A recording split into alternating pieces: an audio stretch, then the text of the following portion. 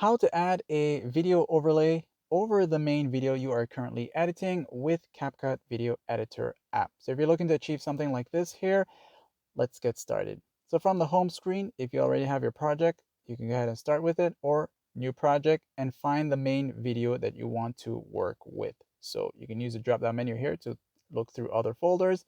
And for me, I'll go with this video here.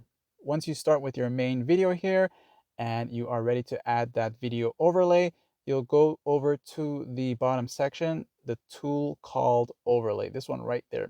So once you select that, you'll see that plus add overlay. You'll select that. That'll take you into your gallery or your folder with all the videos that you have or photos. And you can use the drop down menu here to choose from either. And once you've decided which video you want to add as a video overlay, you'll select it, add it. You can take your two fingers and shrink or expand the size of that added video overlay like this here.